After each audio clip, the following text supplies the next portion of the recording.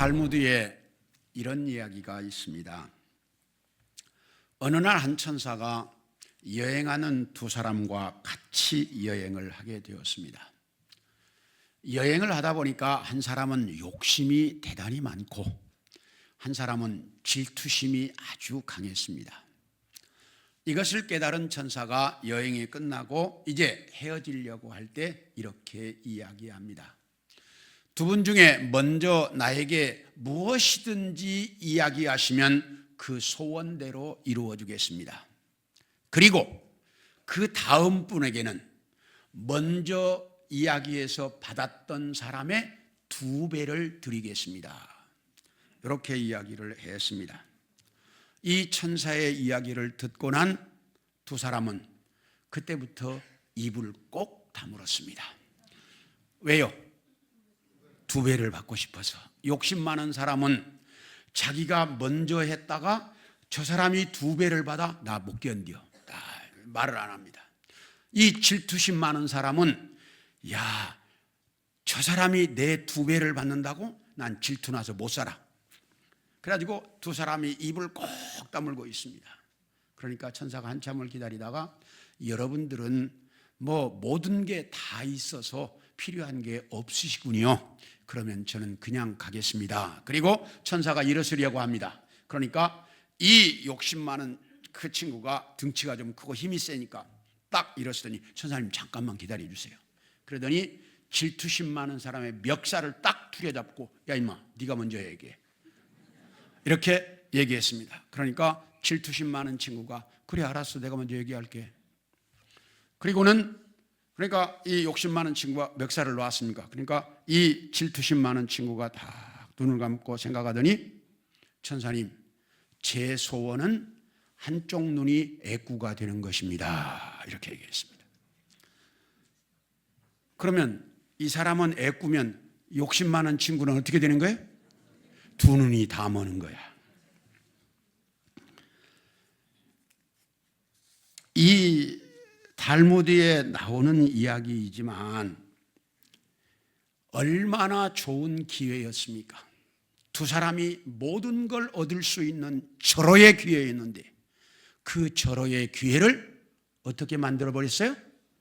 한 사람은 애꾸는, 한 사람은 2눈이 먼 소경이 되는 그런 저주의 기회로 만들어버리고 말았습니다.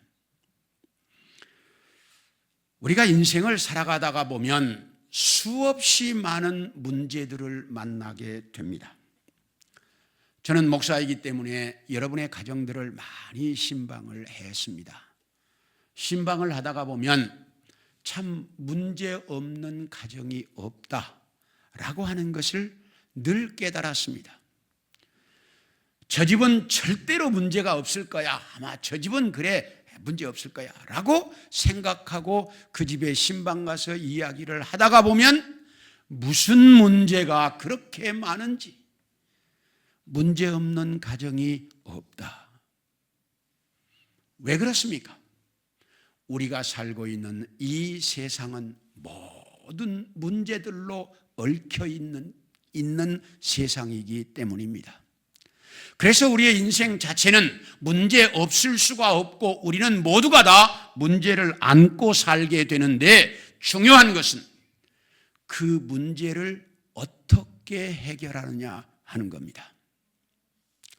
오늘 여러분에게 읽어드린 이 본문 속에 보면 예수님과 제자들이 인간의 힘으로는 도저히 해결할 수 없는 문제를 만나게 되었습니다. 이렇게 해결할 수 없는 문제를 만났을 때 예수님과 제자들은 어떻게 해결하셨을까? 오늘은 이것에 대한 말씀을 여러분들과 같이 좀 나누려고 합니다.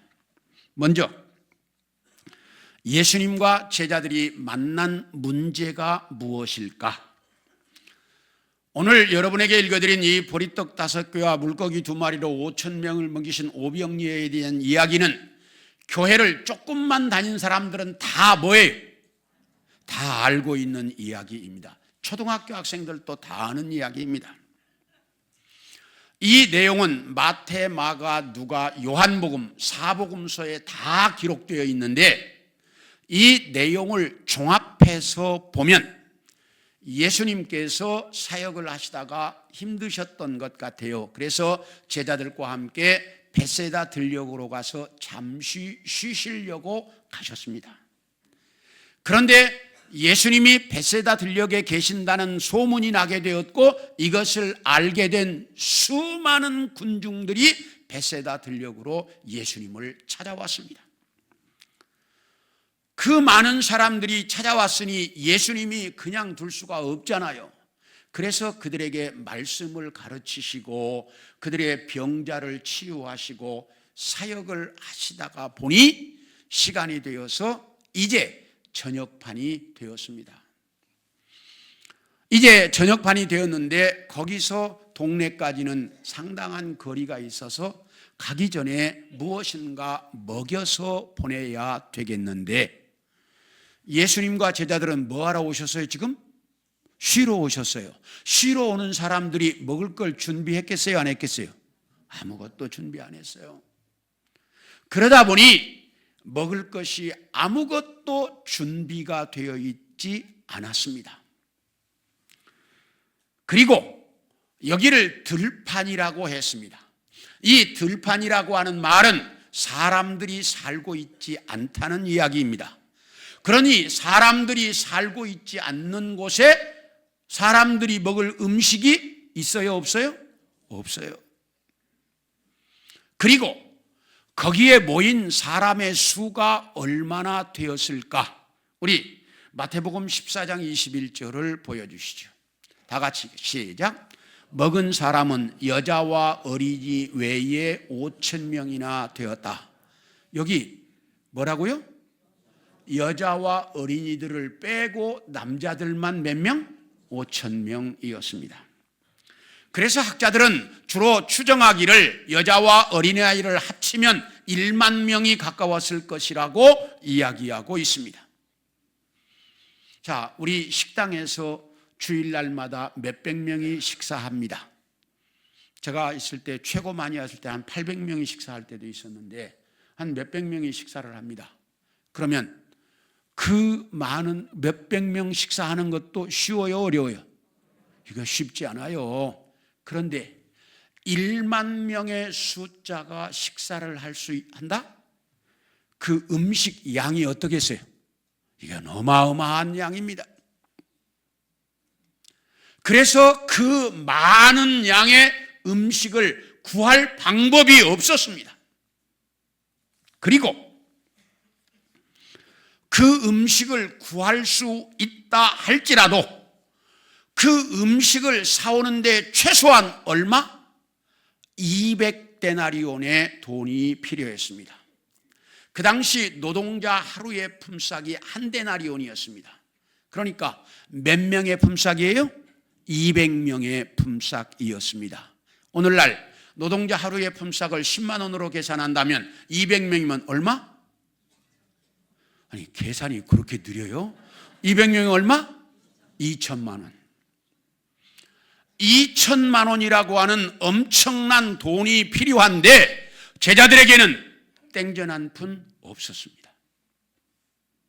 자, 그러니 음식이 아무것도 준비되어 있지 않는 상황 속에서 1만 명이 넘는 음식을 구할 수도 없었고, 그렇다고 구한다 할지라도 그 음식을 사올 만한 뭐도? 돈도 없었습니다. 그러므로 제자들은 1만 명이 가까운 사람들의 식사 문제를 해결해야 하는 심각한 문제에 부딪히게 되었다라고 하는 사실입니다. 이처럼 우리들이 인생을 살아가다가 보면 우리의 힘으로 해결하기 힘든 어려운 문제들을 만날 때가 참 많이 있습니다. 예를 들어 몇 년 전에 만났던 코로나 같은 문제, 우리의 힘으로 해결이 불가능한 문제였습니다. 이렇게 우리가 살아가다가 보면 수없이 참 어려운 문제들을 많이 만나게 되는데, 아브라함에게도 문제가 하나 있었습니다. 그 문제가 뭐였죠? 자식이 없다는 사실이었습니다. 부인인 사라의 경수가 끊어졌고 아브라함도 90이 넘었는데 자식이 없습니다. 그러니까 아브라함과 사라가 이 문제를 어떻게 해결해 보려고 했습니까? 첩을 얻었습니다. 그게 누구죠? 하갈이었습니다. 첩을 얻어서 이 문제를 해결해 보려고 했습니다. 이것이 그 당시 사회적 상황으로는 별 문제가 안 되었던 것 같습니다. 그래서 이렇게 해결해 보려고 했는데 이 방법도 옳은 방법은 아니었습니다. 왜냐하면 나중에 더 큰 문제를 만들었기 때문입니다. 왜냐하면 나중에 부인인 사라가 아이를 낳았습니다. 그 아이 이름이 이삭이었습니다.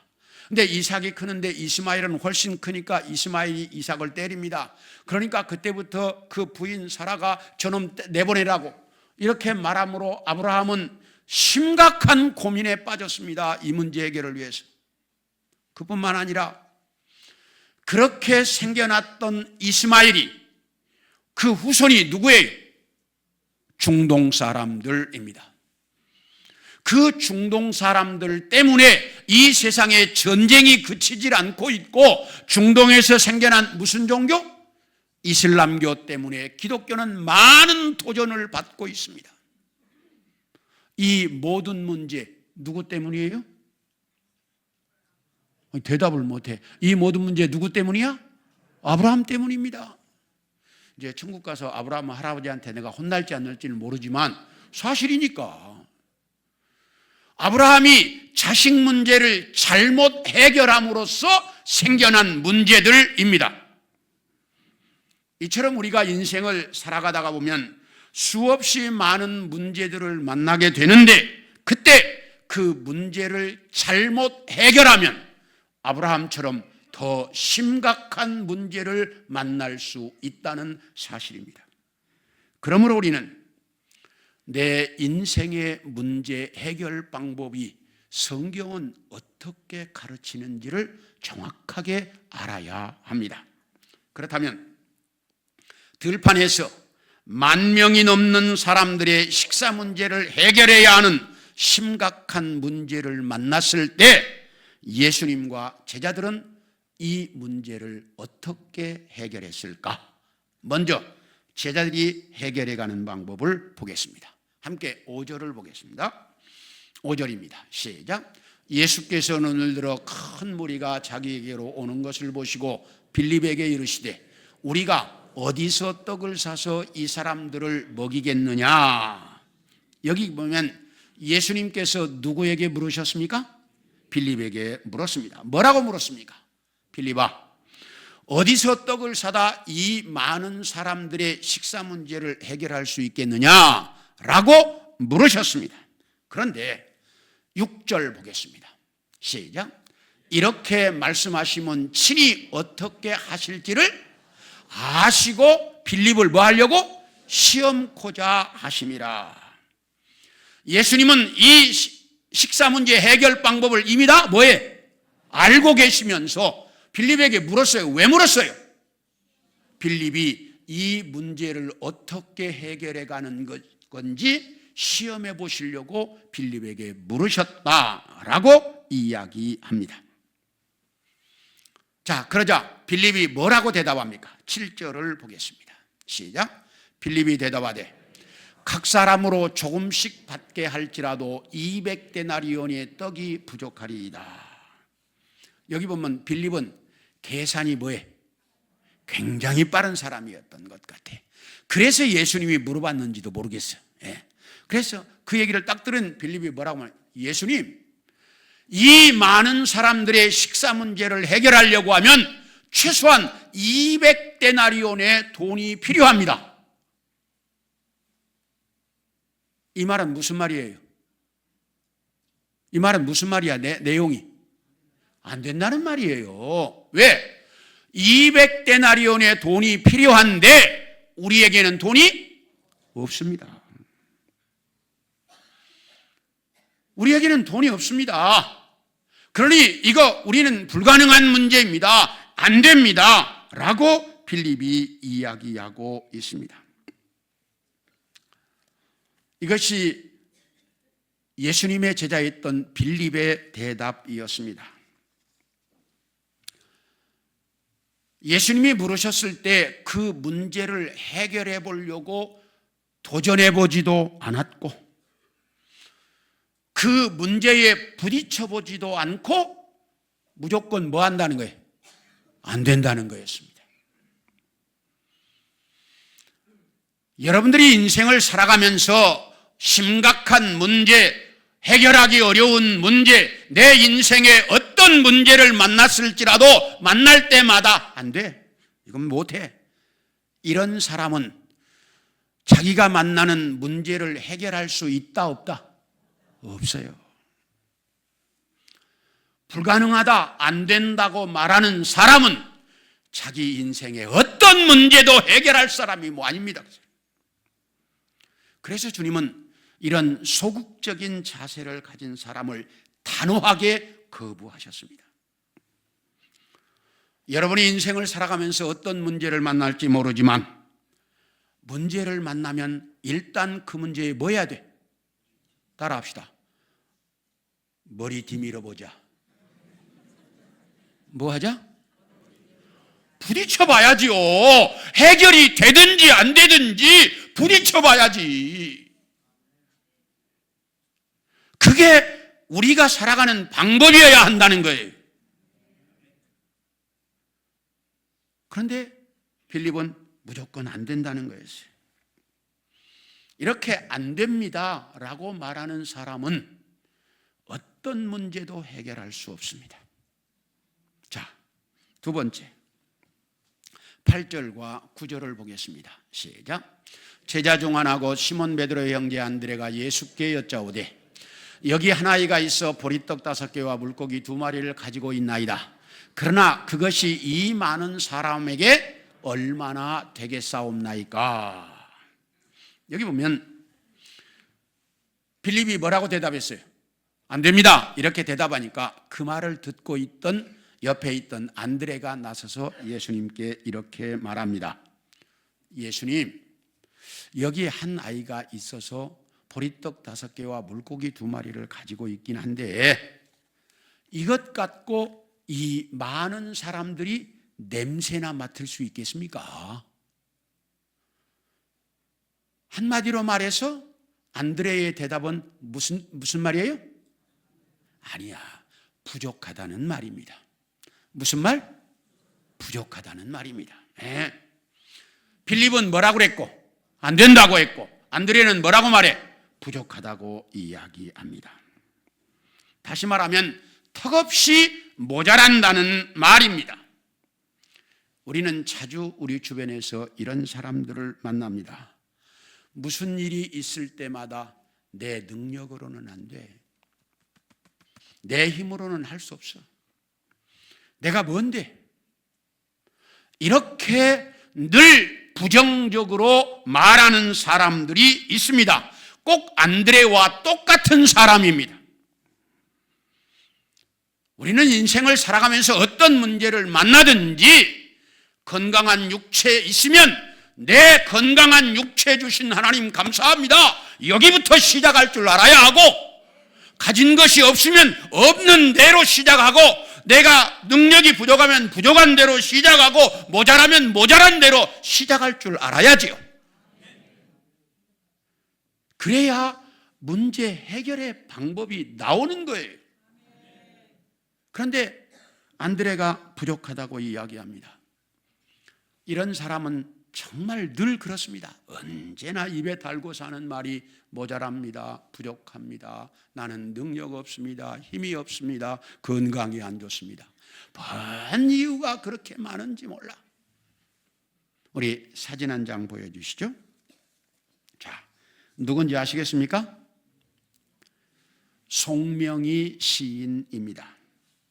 송명희 시인이 그 옆에 마이크를 들고 찬양하는 사람이 송정미 교수인데 송정미 교수가 찬양하니까 그 휠체어에 앉아서 송명희 씨가 뭐하고 있습니까?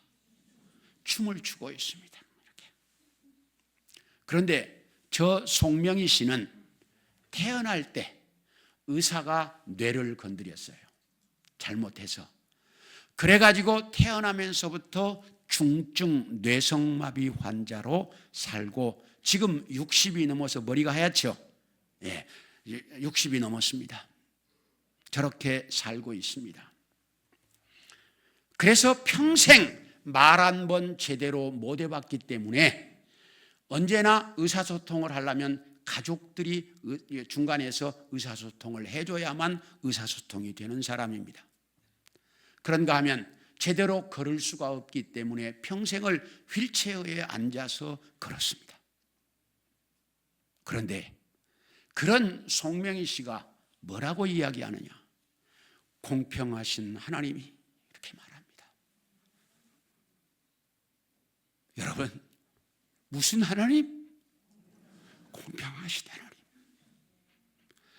저런 분이 공평하신 하나님이라고 한다면 여러분과 저에게는 부족한 게 있어요, 없어요? 없어요. 우리는 이걸 알아야 돼. 저런 분이 공평하신 하나님이라는데 왜 부족하다, 못났다, 힘이 없다, 능력이 없다, 왜 우리는 늘 그러고 사느냐 그 말이야.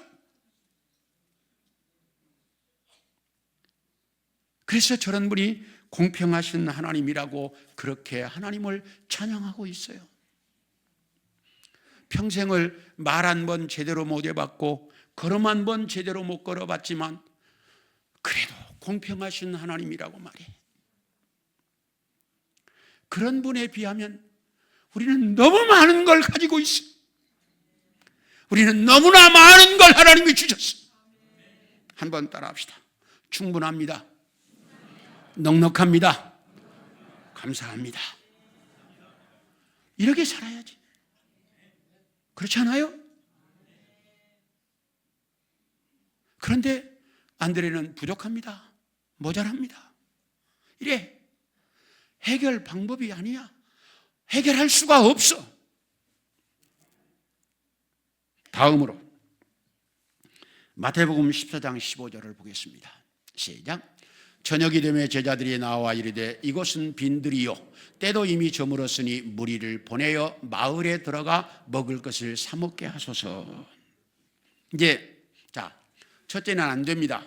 두 번째는 부족합니다. 그러더니 제자들이 이제 뭐라고 이야기하느냐?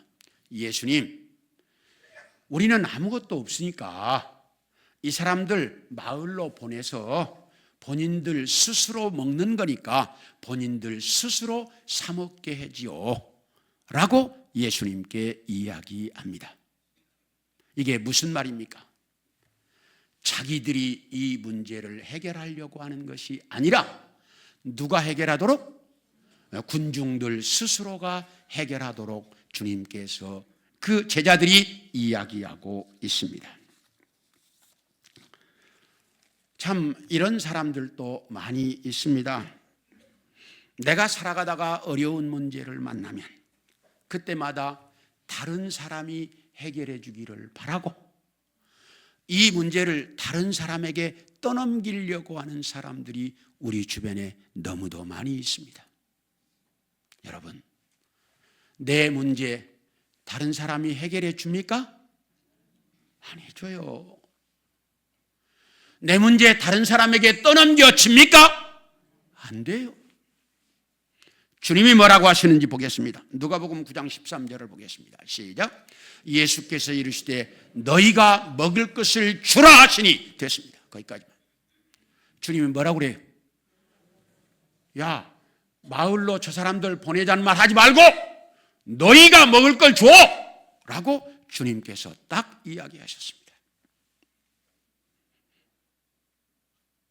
여러분, 내가 살아가면서 많은 문제들을 만날 수밖에 없어요. 우리는 인간이기 때문에, 이 세상에 살고 있기 때문에 그때마다 안 됩니다. 부족합니다. 저 사람에게 미루지요. 이 모든 것 다 해결 방법이 아니었습니다. 이게 제자들이 해결하려고 하는 방법이었습니다. 그런데 이 해결 방법으로 어떤 문제도 해결할 수 없어요. 자, 그렇다면 예수님은 이 문제를 어떻게 해결하셨을까? 자, 우리 함께 10절을 봅니다. 시작. 예수께서 이르시되 이 사람들로 앉게 하라 하시니 그곳에 잔디가 많은지라 사람들이 앉으니 수가 5,000명쯤 되더라. 예수님이 제자들에게 그러는 거예요. 야, 이 사람들 좀 들여 앉게 해라. 그러니까 잔디밭에 50명도 100명도 이렇게 무리를 지어서 싹 앉게 했습니다. 그런데 이게 참 이해가 안 되는 얘기예요. 왜요? 지금 먹을 건 뭐밖에 없는데, 보리떡 5개, 물고기 2발밖에 없는데 1만 명이 넘는 사람들이 뭘 준비하고 있어? 먹을 준비를 하고 있어. 이게 이해가 됩니까?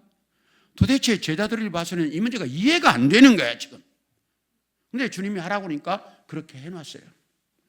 자, 그러자 딱 이렇게 해서 준비가 되자 11절 봅니다. 시작. 예수께서 떡을 가져 축사하신 후에 앉아있는 자들에게 나눠주시고 물고기도 그렇게 그들의 원대로 주시니라. 자, 그렇게 앉게 하신 다음에 주님께서 물고기 2마리와 보리떡 5개를 뭐하고? 손에 들고 하늘을 향해서 뭐하시고? 축사하신 다음에 떼어서 주었더니 거기 앉아있는 1만 명이 가까운 사람들이 어떻게 먹었다? 자기 원대로, 먹고 싶은 대로 먹었다. 그리고 12광주리가 남았다라고 이야기합니다. 자, 그렇다면 예수님의 해결 방법이 무엇이었을까? 첫째, 따라합시다. 믿음. 예수님은 빌립에게 이 문제를 물으시기 이전부터 이 문제 해결 방법을 뭐하고 있었어요? 알고 계셨다라고 성경은 정확하게 이야기해요. 주님은 이 문제 해결 방법을 이미 알고 계셨어요. 다시 이야기하면 우리가 인생을 살아가면서 만나는 모든 문제의 해결 방법을 주님은 뭐 하신다? 알고 계신다. 이런 믿음이 여러분에게 있느냐 아니냐 이거예요. 여러분은 정말로 내가 살아가는 내 인생의 모든 문제의 해결 방법을 우리 주님이 가지고 계신다는 확실한 믿음이 있습니까? 좀 마음엔도 좀 크게 해봐요. 제 목소리보다 좀 크게. 네. 여러분들은 정말로 여러분들이 살아가면서 만나는 모든 문제의 해결 방법을 우리 주님이 가지고 계신다는 사실을 믿습니까? 네. 확실하게 이 믿음이 있다면 두 번째, 이 문제를 주님 손에 올려드려야 합니다. 주님이 물고기 2마리와 보리떡 5개를 어떻게 하셨어요? 손에 들고 딱 그러시잖아요. 손에 들고 내가 살아가는 삶에 만나는 모든 문제들을 주님 앞에 엎드려서 주님 손에 올려드려야 돼요. 주님 손에 올려놓고, 그래서 주님이 이 문제를 손에 드실 수 있도록 주님 앞에 내려놓으라 그 말이에요. 주님이 이 문제를 손에 가지고 계실 수 있도록 주님 앞에 내놓아야지. 나 혼자 끙끙 앓고 있으니까 다른 사람이 해결해 주길 바라고 누구 찾아가려고 돈 구하려고 이러기 전에 내 모든 문제를 누구 손에? 주님 손에 올려놓고, 그리고 주님 앞에 기도하기를 원합니다.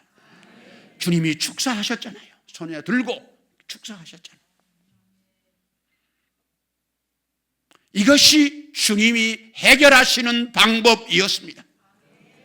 우리는 확실한 이런 믿음을 가지고 내 모든 문제를 주님 손에 올려놓고 기도할 줄 알아야 돼. 그래야 내 인생의 문제가 믿음의 방법으로 해결해 갈 수 있다는 사실입니다. 세상의 방법이 아니라, 세상 사람들이 하는 방법이 아니라, 우리 성경이 가르치고 있고 주님이 원하시는 방법으로 내 인생의 문제를 해결해 가면서 살아야 내가 믿음의 사람 아니겠습니까? 이렇게 오늘 주님이 보여주셨던 것처럼 그렇게 여러분의 문제를 해결해 가면서 살아가는 우리 성도들 모두가 되어줄 수 있기를 축원합니다.